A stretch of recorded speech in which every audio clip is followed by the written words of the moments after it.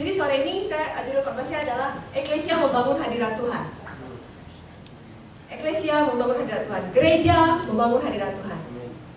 Ya, oke. Nah, saudara ingat pastor bilang bahwa gereja harusnya menjadi jawaban Allah untuk dunia ini. Contoh tadi ya, kita lihat kesaksiannya. Minggu lalu kita dengar kesaksian Nancy, saudara. Gereja harus menjadi jawaban untuk dunia ini. Amin, saudara. Eklesia, setiap kita pribadi, kita harus menjadi jawaban bagi dunia ini. Amin, saudara. Saudara, coba dong senggol sampai saudara sini. Saya harus menjadi jawaban bagi dunia ini. Saya harus menjadi jawaban bagi dunia ini. Amin, saudara. Amin ya. Nah, di sini harus ada hadirat Tuhan, saudara. Supaya apa? Setiap orang yang datang ke sini harus mengalami Tuhan. Yang terikat harus dilepaskan, yang sakit harus disembuhkan. Amin, saudara ya. Kan ini gereja, kan gereja tadi harus jadi jawaban. Nah, minggu lalu saudara ingat ya, saya sharing ya, bagaimana Tuhan memulihkan gerejanya selapis demi selapis, ya. Dan dulu saya cerita bagaimana terjadi reformasi, ya, waktu Cambridge, waktu Wesley, ya, saudara. Mereka mengalami kuasa Tuhan. Ada yang kejang-kejang, ada yang teriak-teriak, gitu ya, saudara. Pelepasan, ada yang ngaku Tuhan, ngaku dosa, ya. Ada yang tergeletak, tak berdaya sama Tuhan. Tetapi kemudian setelah itu mereka bersaksi bahwa mereka mengalami Tuhan dan hidup mereka dipulihkan. Saudara. Nah, ini orang-orang yang bilang bahwa mereka percaya kepada kuasa Tuhan. Karena mereka percaya kepada kuasa Tuhan, mereka mengalami kuasa itu terjadi dalam hidup mereka. Mereka hidupin kuasa itu. Nah, sama saudara dengan kita. Saya mau tanya sama saudara di sini. Saudara percayakah bahwa ada kuasa Tuhan waktu saudara terima Yesus? Amin. Saudara percaya Tuhan kita dahsyat? Yes. Amin. Saudara pernah mengalami kuasa Tuhan terjadi dalam hidup saudara? Amin. Berarti kalau kita percaya mengenai kuasa Roh Kudus dan kita sudah mengalami kuasa Roh Kudus, maka kita semua perlu banget percaya bahwa kuasa itu harus terjadi lagi dan lagi dan lagi dalam hidup kita dan di tempat ini. Setuju ya saudara ya? Harus terjadi lagi dan semakin besar. Setiap kali kita ibadah saudara, harus ada atmosfer revival. Harus ada atmosfer kemenangan Tuhan di tempat ini. Amin saudara. Iman kita tuh kalau ke gereja gitu saudara ya. Kemarin kita bilang bahwa kita sebenarnya bukan ke gereja tapi saya lah gereja. Oke. Nah, jadi waktu saudara ke gereja, saudara jangan pernah gitu pikir, oh saya mau kebaktian. Tapi kita mau sama-sama beriman. Setiap kali saya ke gereja, saya membawa hadirat Tuhan dan saya mau mengalami sesuatu yang baru dari Tuhan, sesuatu yang lebih besar lagi, sesuatu yang lebih powerful lagi. Saya mau mengalami Tuhan. Harusnya setiap kita ke gereja, itulah iman kita. Amin ya saudara ya.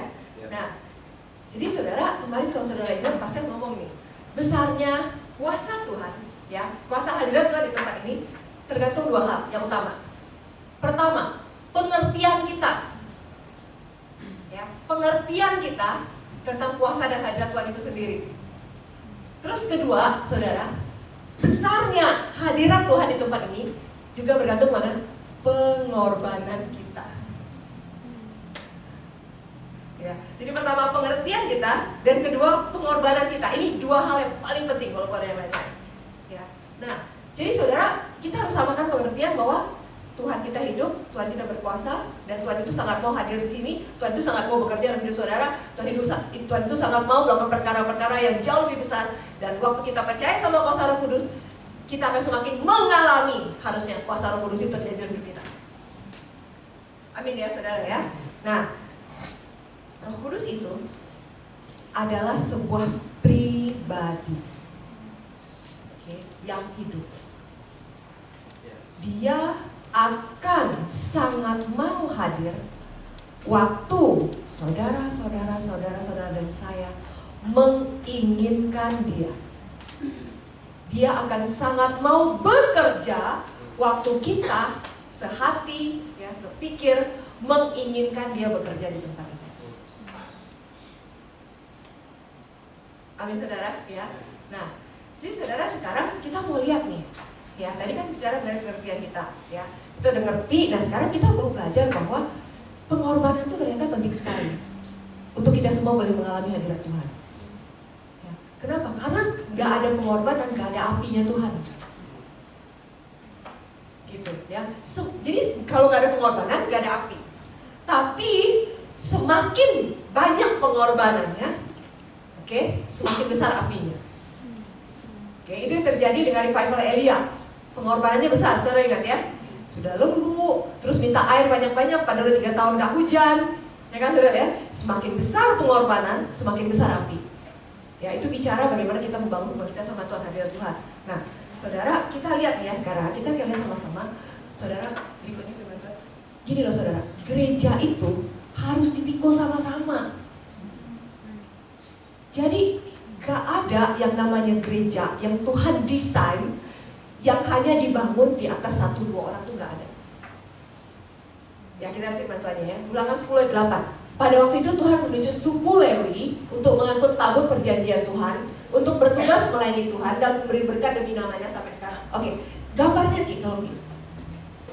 Jadi di gambar saya itu suku Lewinya itu gotong sama-sama tabut.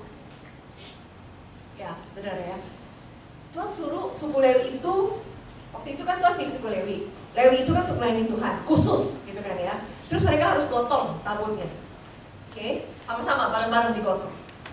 Tapi saudara, apakah yang lain jadi penonton? Gitu ya. Oke, kamu ya suku Lewi ya. Oke ya, kamu gotong tabut ya, kamu melayani di Bait Allah ya. Terus sisanya penonton, tepuk tangan gitu ya. Enggak gitu saudara. Enggak. Memang suku Lewi disuruh gotong tabut, bener. Tapi waktu itu Tuhan desain suku-suku Lewi itu untuk berperang. Nah, iya, pikir. Ini dia. Lihat ya. Tabut itu harus digotong. Nah, tabut ini bicara mengenai apa? Tabut ini bicara mengenai hadirat Tuhan. Ya. Jadi saudara, hadirat Tuhan itu harus digotong sama-sama. Oke, kalau dulu orang Lewi, ya, tetapi sekarang, ya, saudara, ya, kita ini ada di gereja NLAK yang apostolik profetik. Oke, New Life Anugerah Kebenaran Apostolik Profetik. Oke, jadi saudara tahu bahwa apa itu apostolik? Apostolik adalah Tuhan memanggil semua orang kudus untuk bergerak bersama. Sekarang saya mau tanya sama saudara, siapa dari saudara di sini yang sudah dikuduskan dengan darah Yesus?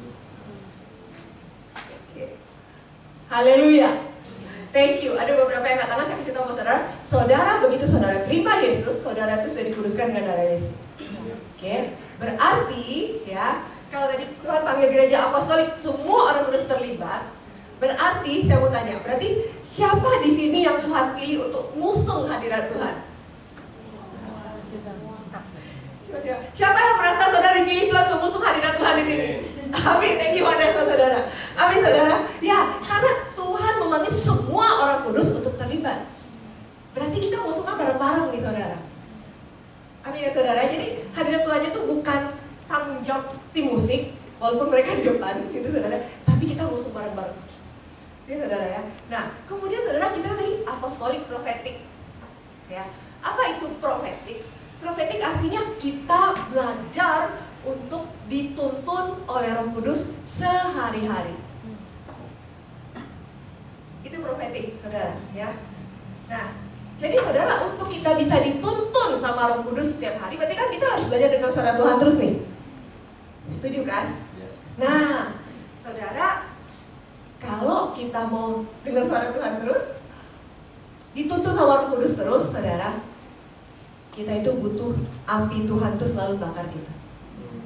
Karena kalau kita down, kita tuh susah dengar suara Tuhan. Benar apa benar? Benar kan? Kita susah mau dituntun sama Tuhan. Kayak kebal gitu kupingnya. Coba pernah ngalamin? Ya. Nah, jadi saudara, sekarang waktu kita bicara hadirat Tuhan, kita mau bicara mengenai api. Ya. Kenapa api? Karena Tuhan memang bicara beberapa kali di Alkitab tuh bicara mengenai api. dan api itu adalah lambang hadirat Tuhan. Ya. Waktu Musa di Gunung Horeb, saudara ya, saudara ingat dia lihat apa? Semak dengan api. Iya kan? Ya, dia melihat Tuhan dalam bentuk semak dengan api, saudara ya, nyala apinya keluar gitu ya dari semak durinya. Ya, waktu Musa melihat itu, kenapa Tuhan harus kasih dia dalam bentuk itu? Karena Musa itu, saudara, dia itu sudah 40 tahun di padang gurun. Walaupun Tuhan pilih dia tuh belum pernah ngalamin Tuhan. Nah, jadi dia perlu mengalami api Tuhan itu nyata dalam hidup dia. Karena itu Tuhan muncul dalam bentuk semak duri kepada Musa. Ya. Nah, di sini api Tuhan bicara apa? Sebenarnya api itu bicara apa? Pertobatan dan panggilan. Ini kita alami waktu kita lahir baru, saudara. Waktu lahir baru, yang tadi kita mati, api Tuhan itu datang ke hidup kita. Bicara mengenai apa? Pertobatan dan panggilan.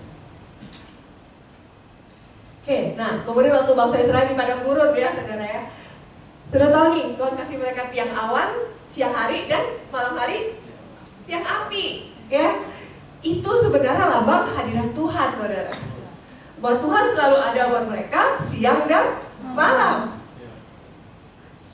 Nah, jadi Tuhan mau kasih tahu bahwa Tuhan yang kita terima ini tidak akan pernah meninggalkan kita. Dia selalu ada buat kita. Dia tidak pernah meninggalkan kita. Dia selalu ada siang dan malam. Amin, saudara ya. Dan Tuhan juga sekarang kasih tahu sama kita nih bahwa yang idealnya memang dalam hidup kita, ya, hadirat Tuhan tuh gak boleh pergi. Siang dan malam hadirat Tuhan tuh harus selalu ada. Nah, tapi nanti kita bahas ya, saudara. Tapi kadang-kadang kita ngalamin, aduh, saya kehilangan hadirat Tuhan. Saya ngalamin nggak? Ya kan? Kadang-kadang, aduh, saya kok kayak Tuhan ini di mana ya? Kok gak berasa ada Tuhan ya? Jujur apa jujur? Saudara ngalamin? Ya? Ya? Oke, nanti kita bahas ya. Nah, lanjut saudara. Kita buka di firman Tuhan di Imamat 9 ayat 24. Ini bicara waktu pentabisan Harun sebagai imam beserta anak-anaknya. Kemudian keluarlah api dari hadapan Tuhan lalu membakar habis korban bakaran dan segala lemak di atas mezbah. Ketika seluruh umat itu melihatnya, mereka bersorak-sorai dan sujud menyembah. Saudara, lagi-lagi Tuhan bicara melalui api. Ya, jadi di perjanjian lama, saudara, api itu langsung gitu. Tuhan yang nyalain. Mereka nggak boleh bikin api asing. Api asing itu mereka nyalain sendiri, itu nggak boleh. Itu bicara apa? Itu bicara tentang perbuatan baik manusia. Tuhan nggak terima perbuatan baik kita karena perbuatan baik kita itu seperti najis di mata Tuhan. Ya, jadi apinya itu harus turun langsung dari Tuhan, gitu, saudara. Ya, nah di sini saudara, apa yang terjadi? Kenapa di tengah-tengah bangsa Israel itu keluar api dari hadapan Tuhan? Saudara, Tuhan sedang mendatangkan yang namanya takut akan Tuhan. Jadi saudara, Tuhan mau kita ini dibakar oleh apinya Tuhan, okay? Dan tetap punya apinya Tuhan sepanjang perjalanan kita, supaya kita itu tetap bisa di-maintain punya takut akan Tuhan. Kenapa bangsa Israel itu Tuhan mau mereka punya takut akan Tuhan? Supaya Tuhan bisa berkati mereka. Sesimpel itu.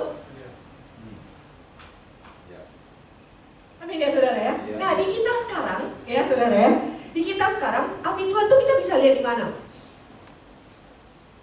Saudara terima Yesus, saudara lihat api Tuhan nyata. Saudara dengar kesaksian RE, api Tuhan nyata. Saudara ikut camp, saudara api Tuhan nyata. Minggu lalu saudara lihat kebaktian kita luar biasa, saudara api Tuhan nyata.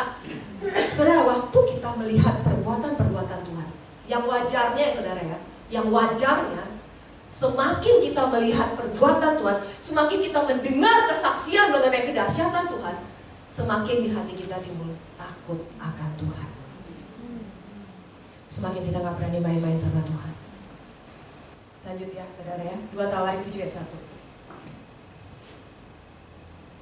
Ini waktu pentabisan bait suci. Setelah Salomo mengakhiri doanya, api pun turun.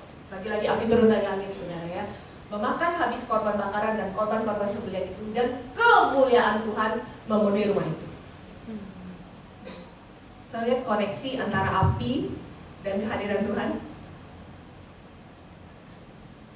Ya. Waktu api Tuhan turun, maka kemuliaan Tuhan memenuhi rumah itu. Waktu api Tuhan membakar hidup kita pribadi, berarti kemanapun kita pergi, kita akan membawa kemuliaan Tuhan.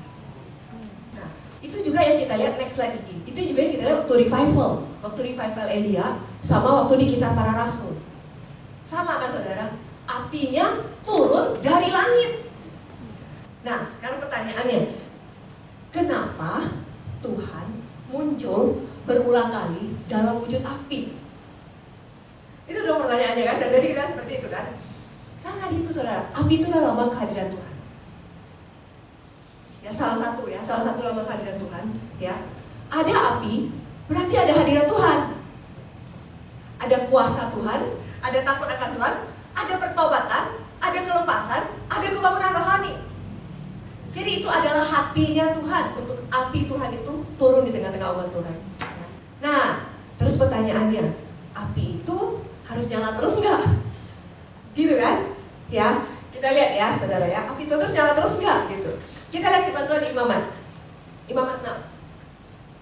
Nah, saudara, ini di Imamat 6 ini ya saudara ya, ini Tuhan kasih hukum sama bangsa Israel. Ya, kamu harus gini, jaga bait suci dan sebagainya. Terus saudara, yang bikin saya amazed ya saudara ya, di sini ya Tuhan ulang 3 kali loh saudara. Kita lihat sama-sama ya. Yang ini ayat 9 dulu. Perintahkanlah kepada Harun dan anak-anaknya. Inilah hukum tentang korban bakaran. Korban bakaran itu haruslah tinggal di atas perapian, di atas mesbah semalam-malaman sampai pagi. Dan api mesbah itu haruslah dipelihara menyala di atasnya. Kita lihat ya, yang ini ya. Api mesbah haruslah dipelihara menyala di atasnya. Oke, berarti api itu boleh mati nggak? Nggak boleh. Jelas ya, harus dipelihara menyala. Oke, ya. Nanti kita bicara korban. Lagi, lanjut saudara, ayat 12. Ini tadi, tadi 9 ya. Oke, kemudian nextnya 12. Saudara diulang lagi. Lihat ya. Api di atas mesbah, apa saudara? Harus dijaga tetap menyala. Jangan sampai padam. Loh, kok Tuhan bawel? Ya, kok Tuhan bawel? Kok sampai ngulang? Lihat ya, tiap-tiap pagi imam harus menaruh kayu di atas mesbah, mengatur korban bakaran di atasnya, dan membakar segala lemak korban keselamatan di sana. Lagi-lagi ada korban bakaran. Oke, 2 kali ya, benar ya, ada 2 kali ya. Oke, next 13. Lihat nanti 12 kan bilang tadi apa? Api harus dijaga ya, tetap nyala ya. 13 coba, langsung diulang lagi saudara. Coba saudara baca sama-sama, 1, 2, 3. Harus dijaga supaya api tetap menyala di atas mesbah, janganlah dibiarkan padam. Saudara, aneh nggak? Menurut saudara sifat Tuhan kita bawel nggak sih? Tuhan tuh nggak bawel saudara. Ini ya, kalau Alkitab bisa dicetak gede-gede saudara ya, Tuhan pasti cetak ini gede-gede. Makanya Tuhan sampai ngomong 3 kali. Kalau bisa tuh ya tulisannya di bold gitu ya, dikasih merah, terus kasih gede-gede, nah kayak gitu tuh saudara. Kalau saudara bisa ngerti Pak Iwan gitu ya saudara, dibikin gede-gede. Kenapa? Karena rupanya ini penting banget buat Tuhan. Sama kayak saudara baca Alkitab, waktu cerita Nikodemus, cerita orang harus dilahirkan kembali. Saudara ingat ceritanya? Ya, Yesus bilang, kamu harus dilahirkan kembali, kalau kamu nggak bisa melihat kerajaan Allah. Dan Yesus harus ngomong itu 3 kali. Saudara, kenapa? Karena buat Tuhan itu penting banget. Karena Tuhan mau kita semua diselamatkan. Setuju ya saudara ya? Dan oke. Nah, sekarang saudara, nggak banyak di Alkitab yang Tuhan ngomong 3 kali. Kenapa? Karena Tuhan tuh bukan orang yang bawel. Tapi kalau Tuhan sampai ngomong 3 kali, kenapa? Karena Tuhan tahu itu penting banget buat kita. Sama dengan bagaimana kita harus dilahirkan kembali, sama pentingnya juga ternyata bahwa api di dalam hidup kita tuh gak boleh padam. Ternyata sepenting itu. Makanya Tuhan harus ngomong 3 kali. Coba kita ulang tadi ayat 9. Gimana caranya supaya api itu tidak padam?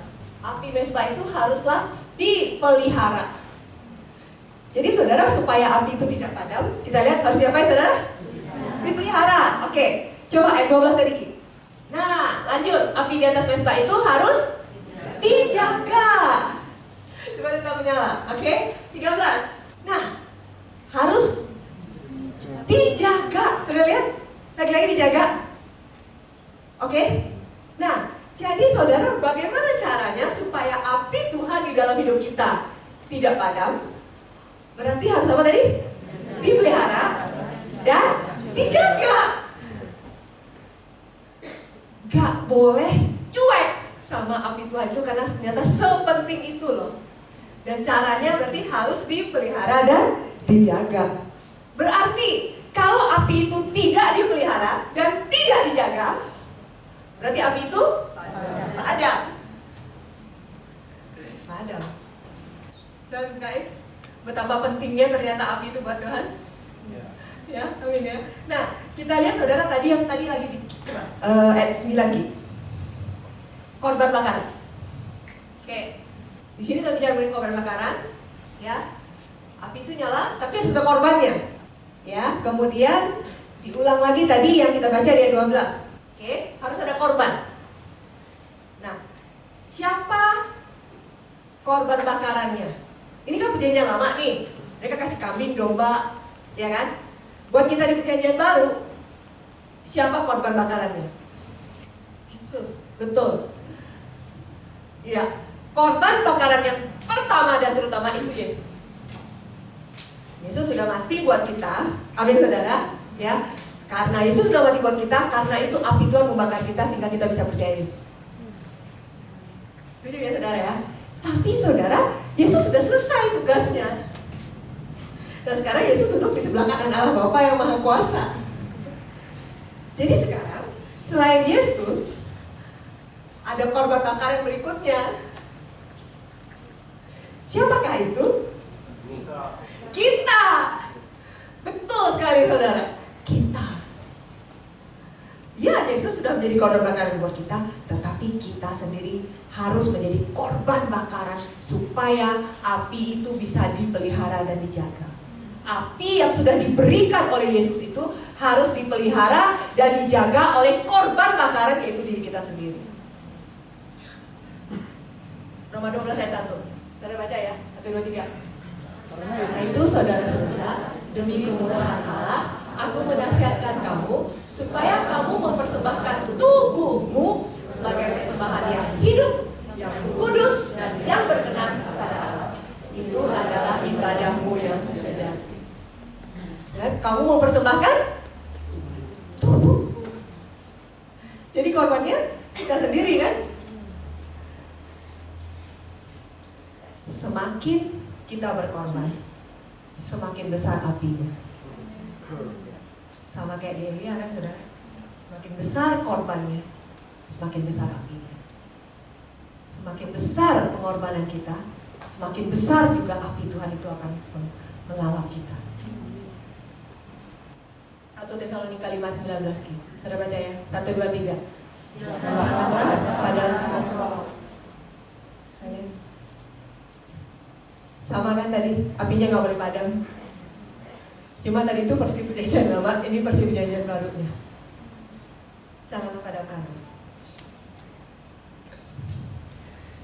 Jadi saudara, kalau tadi kita bilang mau kita pelotongan nih ya, bawa hadirat Tuhan. Sekarang saudara mengerti, Tuhan mau ada eklesia di tempat ini yang memelihara dan menjaga api yang Tuhan sudah berikan dalam hidup dia, untuk supaya kemudian kita datang ke rumah ini, kita sama-sama ngusung hadirat Tuhan itu, sehingga waktu orang-orang itu datang, api Tuhan itu akan meledak di tempat ini. Nah, ini rumah kedua kita, saudara ini langka. Ya. Rumah pertama kita itu di Serang, saudara. Ya. Jadi waktu Serang itu kita bangun, itu juga rumah penuh mujizat. Dari benar-benar gak ada uang, saudara ya.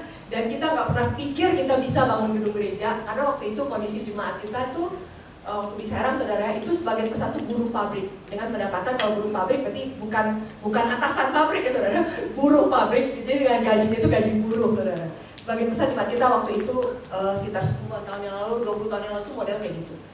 Jadi kita tuh waktu itu nggak pernah mimpi bisa punya gedung. Kita nyewa terus, waktu itu kan nyewa terus dari tahun ke tahun gitu ya. Walaupun kita ngalamin berbagai mujizat Tuhan di situ. Itu luar biasa, Tuhan pelihara kita. Orang di demo, orang diusir, kita enggak, saudara ya waktu itu ya. Kita nyewa aja terus, Tuhan pelihara kita seperti itu. Sampai kemudian, puji Tuhan akhirnya kita bisa punya gedung yang di Serang itu. Nah, jadi kemudian pastor namain gedung yang di Serang itu Dream House, saudara. Rumah mimpi. Karena memang kayak mimpi bisa punya rumah. Gitu saudara ya. Dan itu kita tahu kalau bukan Tuhan tuh nggak mungkin gitu saudara. Oke. Nah, kemudian saudara waktu kemarin pastor suruh saya sama Pak Salim, kami harus kasih nama rumah ini. Hati kami itu connect, saudara ya. Jadi ini juga kita nggak nyangka kita bisa punya rumah. Ya kan kita ibadah sesempit itu 2 kali saudara, dan kemudian kita aduh kalau nambah lagi berarti kita harus ibadah 3 kali. Saudara kebayang waktu itu ya kayak gitu. Dan puji Tuhan ada orang-orang yang setia, saudara ya, benar-benar setia berdiri bersama dengan kami, setia ibadah.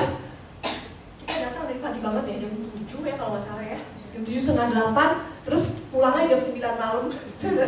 Ada orang-orang yang kita sekian tahun ya, kita berdiri bersama-sama, setia melayani dari pagi sampai malam, kebaktian dari pagi sampai malam, saudara ya. Nah, puji Tuhan, ada orang-orang yang berdiri bersama-sama. Kita juga nggak pernah kepikir kita bisa seperti ini, walaupun kita terus berdoa untuk rumah ini, gitu kan ya saudara ya. Nah, terus setelah rumah ini jadi, saudara, kami kemarin sepakat, saudara. Ini yang kami rasakan sama-sama. Kami sepakat menamai rumah ini House of Glory. House of Glory. Rumah kemuliaan. Kenapa?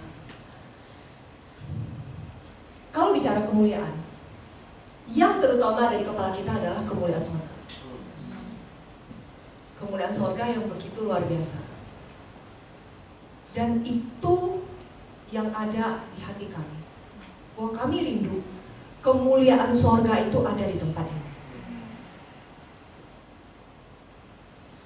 Waktu kemuliaan surga ada di tempat ini, saya tahu ya, terjadilah di bumi seperti di surga. Okay. Di surga ada hadirat Tuhan, berarti di sini harus ada hadirat Tuhan. Di surga ada kekudusan Allah, berarti di sini harus ada kekudusan Allah. Di sorga tidak ada orang sakit, berarti di sini harus ada kesembuhan. Di sorga tidak ada orang yang terikat, berarti setiap orang yang terikat yang datang ke sini harus disembuhkan. Di sorga tidak ada kekalahan, berarti di sini setiap yang datang harus mengalami kemenangan demi kemenangan. Di sorga tidak ada hubungan yang rusak, berarti siapapun yang datang ke tempat ini akan mengalami pemulihan hubungan. Hubungan orang tua dengan anak, hubungan suami istri, hubungan dengan sesama. Jadi ini yang kami rasakan harus ada di tempat ini. Kemuliaan Allah. Dan saudara, kita mau percaya kalau di sini ada kemuliaan Allah. Saudara tadi bilang maka ada satu api ya. Kenapa Tuhan kasih api? Karena api itu adalah sesuatu yang sangat amat gampang menjalar. Menjalar dan membakar. Jadi kalau Tuhan kasih api di sini, kemuliaan Allah ada di sini, kita sangat percaya bahwa kemuliaan itu akan menjalar sampai keluar. Setiap dari saudara dan saya, kita akan bawa kemuliaan Allah itu kemanapun kita berada. Saudara, ya jadi itu yang kami imanin, ya ini adalah House of Glory. Ini rumah kita sama-sama. Amin ya saudara ya. Oke. Nah, jadi saya lanjut saudara ya. Tadi kita belajar sama-sama bahwa api Tuhan itu harus dipelihara dan dijaga. Oke, kita mau ngomong sama-sama. Oke, gimana caranya? Salah satu senjata yang Tuhan kasih, yang very powerful untuk kita bisa memelihara dan menjaga api Tuhan adalah dengan berpasrah.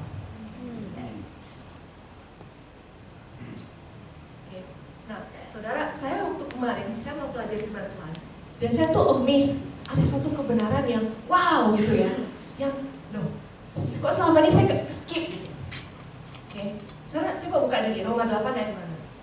Kenapa? Karena selama ini kita selalu buka ayat Roma 8:26 ini setiap kali kita mau bahas mengenai bahasa Roh Kudus. Jadi kalau kita mulainin orang bahasa Roh Kudus, kita pasti buka ini. Ini adalah salah satu kegunaan untuk kita berbahasa roh. Ya kan? Nah, sini dikatakan bahwa roh membantu kita dalam kelemahan kita supaya kita tidak tahu bagaimana harus berdoa. Roh sendiri berdoa untuk kita kepada Allah dengan keluhan dan ucapkan. Benar kan saudara ya? Jadi bahasa roh itu membantu kita karena kita nggak tahu harus doa gimana. Terus jadi kita berbahasa roh supaya kemudian roh itu berdoa untuk kita. Ya kan seperti itu ya? Karena kita nggak tahu sebenarnya harus berdoa gimana. Oke. Tapi waktu saya mempelajari ayat ini, ya, ini dari New American Standard Bible. Oke. Dan itu ngebukain buat saya saudara. Tiba-tiba rasanya kebuka saudara ya. Saudara lihat ya. Saudara nggak pernah nyangka mungkin. Saudara di sini ada yang pernah mimpi jadi pendoa syafaat? Oke, selain di pendoa syafaat yang berdiri sama saya, ada nggak lagi saudara yang pernah mimpi jadi pendoa syafaat? Oke, hari ini yang saudara tidak impikan akan dikasih ke saudara. Haleluya. Lihat ya.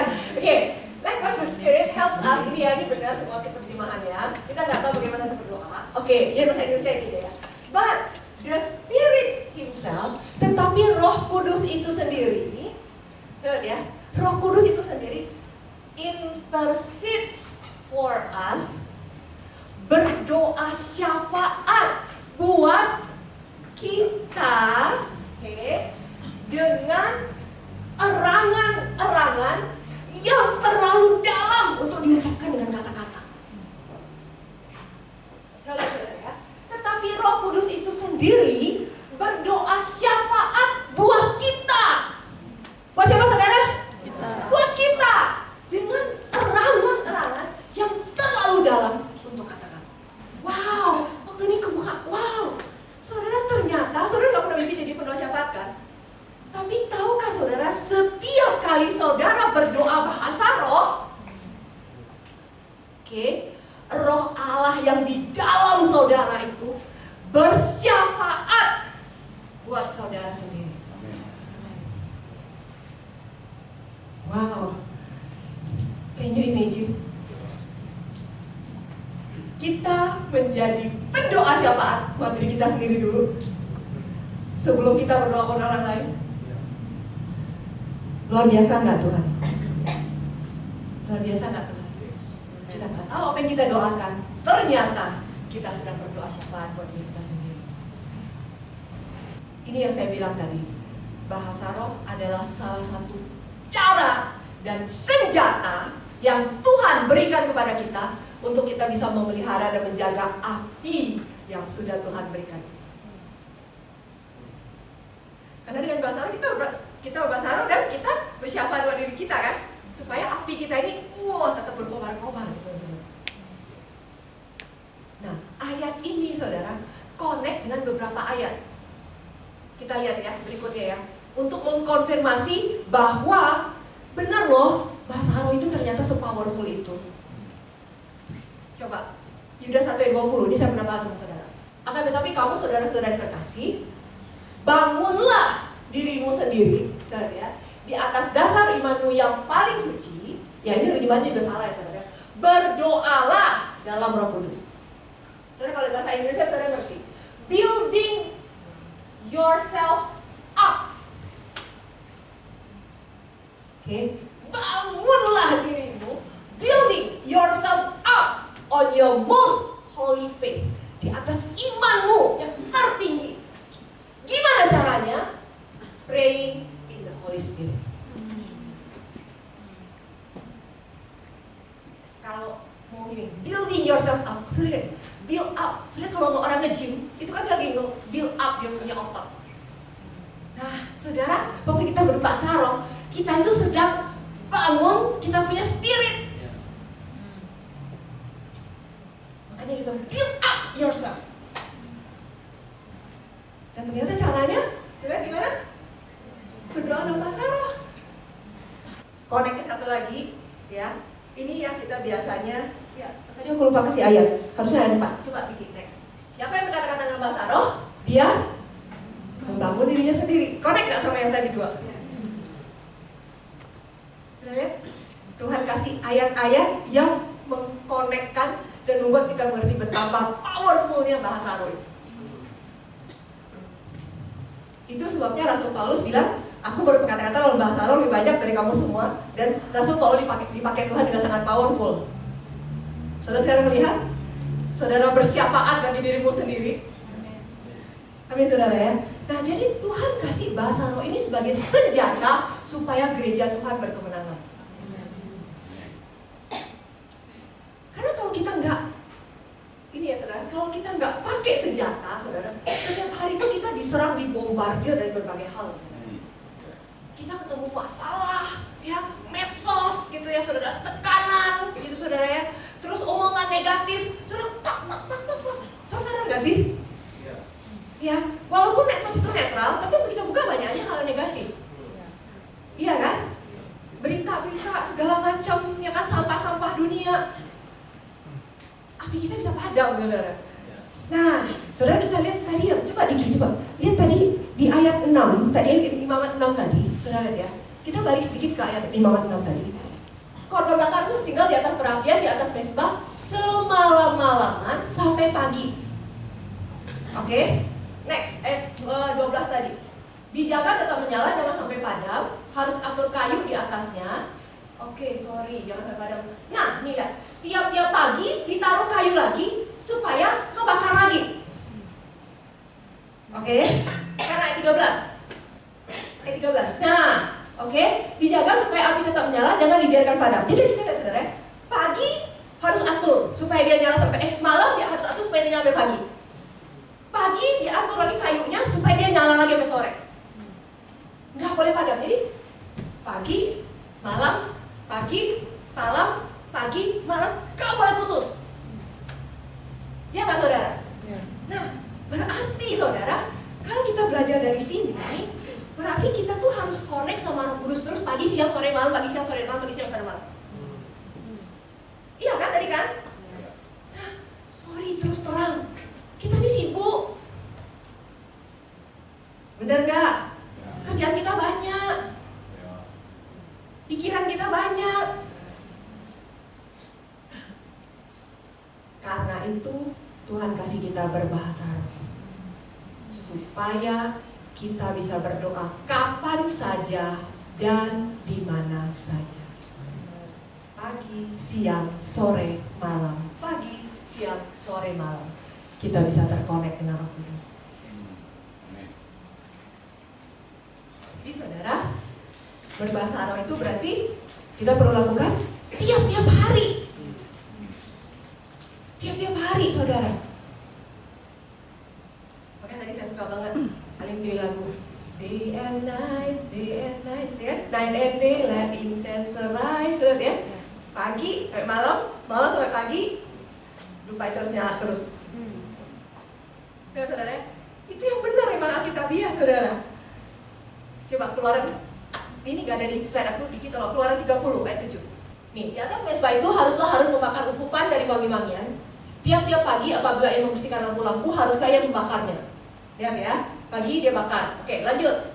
Nah, juga apabila Harun memasang lampu-lampu itu pada waktu senja, haruslah ia membakar sebagai ukupan yang tetap di hadapan Tuhan di antara kamu turun-menurun. Lihat kan? Pagi, malam. Itu dia tadi, day and night, night and day. Oke, saudara, saya mau kesaksian. Ada satu orang. Orang ini dulu suka tong air. Terus dia sempat kecewa. Pertama kecewa, kedua menghadapi tekanan, situasi, sampai dia tuh benar-benar down banget.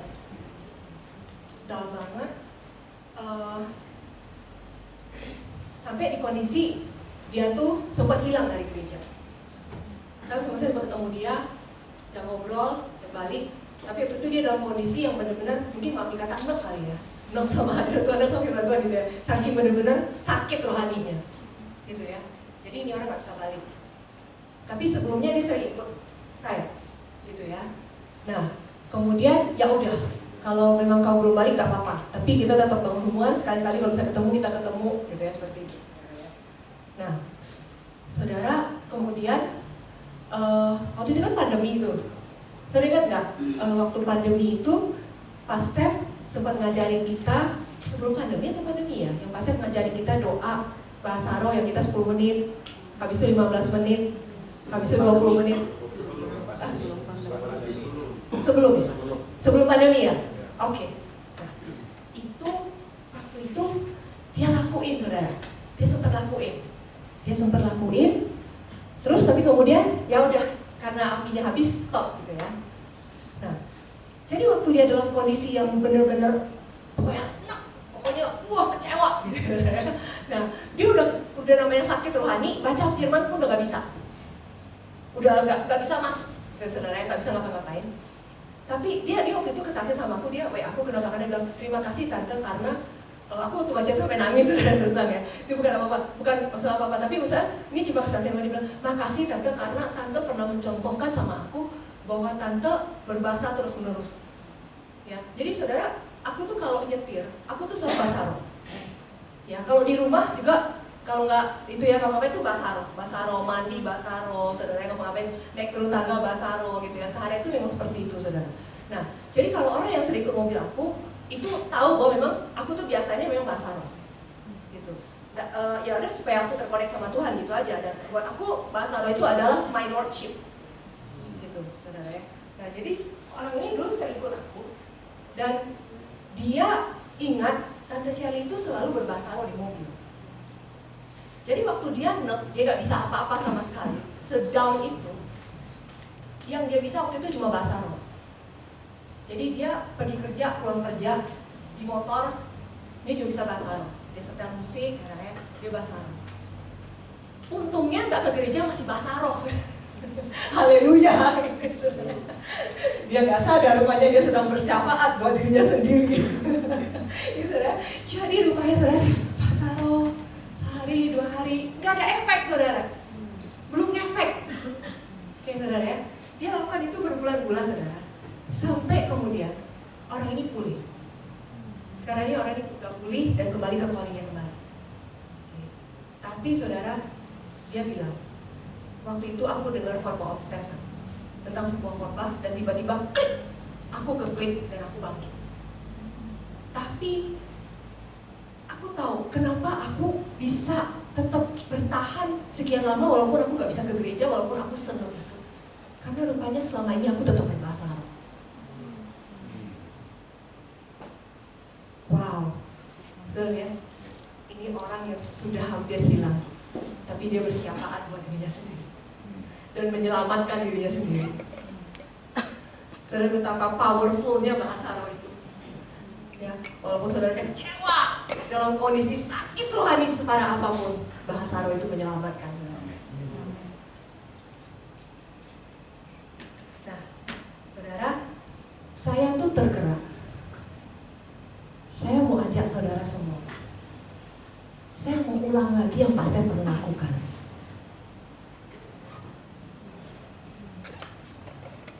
Karena udah sekian tahun berlalu, ya. Ada orang-orang yang baru masuk yang Tuhan tambahkan sama kita. Saya tergerak untuk benar-benar kita sama-sama mewujudkan kemuliaan Tuhan itu harus ada di rumah ini. Jadi saya mau ngajak saudara, kita mulai dari hal yang paling simple aja. 10 menit sehari. Mau nggak saudara? Berbahasa roh setiap hari, 10 menit aja dulu. Kalau saudara mau lebih, bagus banget. Gak apa-apa, tapi pokoknya sekarang saya kasih takaran minimal. Kenapa? Saya perlu kasih takaran minimal karena kalau orang yang gak biasa, tiba-tiba saya langsung kasih 30 menit, orangnya bisa, aduh, gak bisa, gue gak bisa. Jadi kita mulai dari yang paling simpel yang saya tahu harusnya bisa. Kenapa? 10 menit itu kira-kira lagi mandi. Bisa lah ya, bisa kan? Atau mama lagi kupas bawang. Bisa kan? Ya kan? Atau saudara lagi dalam perjalanan mau ke sekolah, ya kan, atau ke tempat kerja, minimal harus ada dong 10 menit. Berarti kita pasti bisa dong. Ya kan, saya ambil angka yang paling minimal dulu nih. Ya, dan saudara, ini. Saudara boleh sambil nyetir. Maaf ya. Saudara mau sambil nge-gym. Ikara bapak, sikara bapak, kurara bapak, sikara bapak. Boleh, saudara. Boleh, mami. Saudara lagi bertahta gitu ya. Ikara bapak, sikara. Boleh. Saudara, sama Tuhan tuh semuanya kudus. Bener gak saudara gini? Coba ya, maaf kata, kalau nggak kudus ya, kita lagi gitu. Saudara coba, apakah bahasa roh saudara hilang? Enggak kan? Roh tidak pernah meninggalkan kita siang dan malam. Bener kan? Saudara lagi tidur aja ya, aduh capeknya minta ampun, sudah bisa ngapa-ngapain. Ikara bapak kira bahasa roh saudara keluar. Walaupun saudara lagi terkapar di tempat tidur. Oke, nah saudara, kita lihat firman Tuhan ya. 1 Korintus 14:14. Sebab jika aku berdoa dengan bahasa roh, maka roh pula yang berdoa, tetapi akal budiku tidak perlu berdoa. Jadi saudara, waktu kita berbahasa roh, saudara, mungkin pikiran saudara bisa kemana-mana. Ya, mungkin saudara lagi itu ya, buka IG gitu ya. Hikararaba, kuraraba, sikaraba, hukararaba. Terus saudara ketawa, IG-nya lucu. Hikaraba, saudara masalah lagi. Hikaraba, bapak. Saudara, itu doa nggak? Doa, kenapa? Karena aku tadi lagi berdoa bahasa roh, aku berdoa walaupun aku ketawa cekek-cekek. Oke, jadi sebenarnya gampang nggak? Gampang banget, saudara. Nah, kita mulai dari yang paling gampang itu dulu. Berarti kalau saudara dengar kayak gini, berarti gampang nggak? Semua bisa nggak nih? Bisa. Pasti semuanya pasti bisa, saudara. Ya, nah kita mau coba. Nanti pelan-pelan baru kita tambah.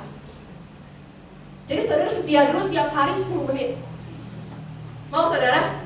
Ya. Dan tidak akan di absen. Kenapa? Saya nggak mau ini jadi hukum Taurat. Jadi saudara, saya di absen, saya diperhatiin sama pemimpin sel saya. Ini karena bapak. Enggak. Oke, kita lakukan ini karena kita mengerti sekarang. Oke, kita sama-sama mengerti ya. Nah, jadi saudara, saya ajak saudara, mari kita lakukan sama-sama 10 menit minimal.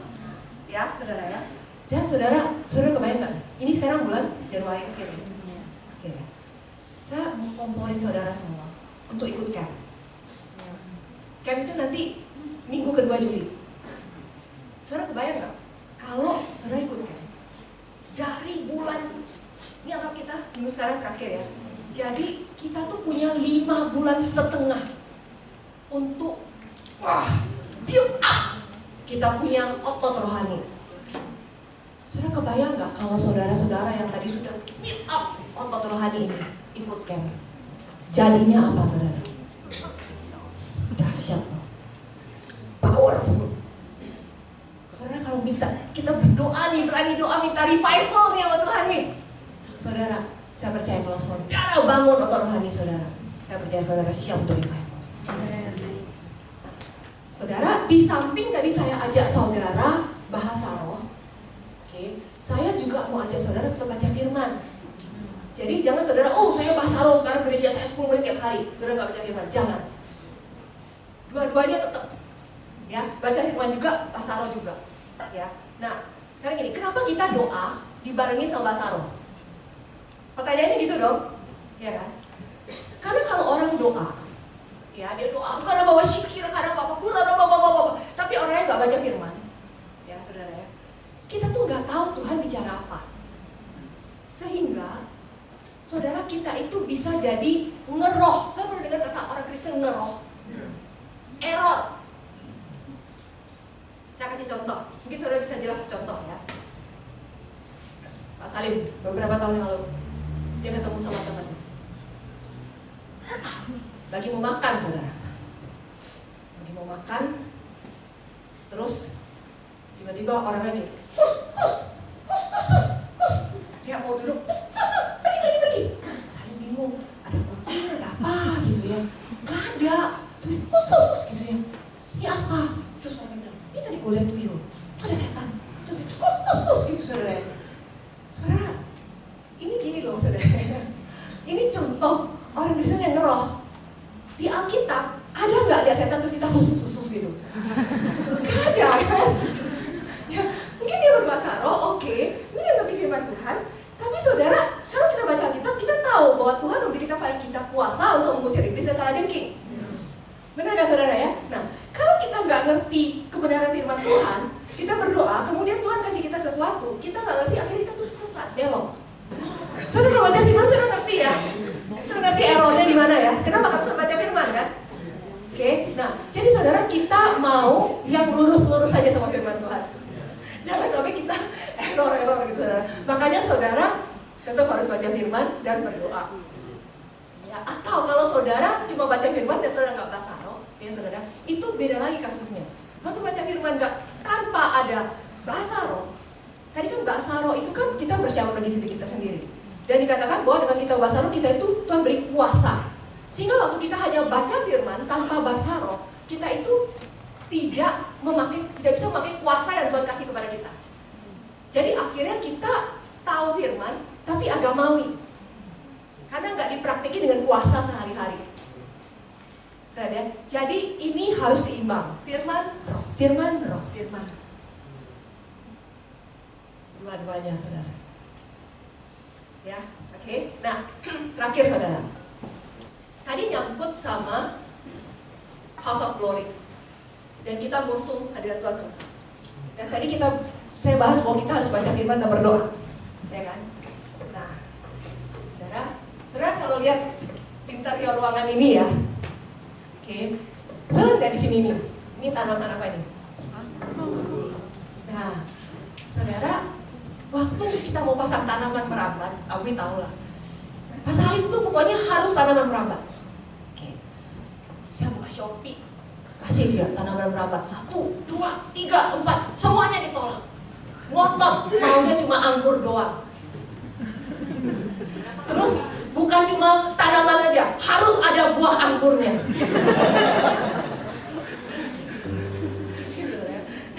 Tapi saudara, kok saya ngerti, saudara ya, ini ada filosofinya. Bukan cuma interior, bukan cuma hiasan, saudara.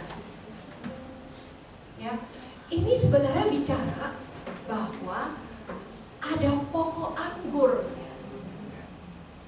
Kita buka ya saudara ya, ini yang terakhir hari ini. Yohanes 15. 1, 2, 3. Tinggallah di dalam aku dan aku di dalam kamu, sama seperti ranting tidak dapat berbuah dari dirinya sendiri kalau ia tidak tinggal pada pokok anggur. Demikian juga kamu tidak berbuah jika kamu tidak tinggal di dalam aku.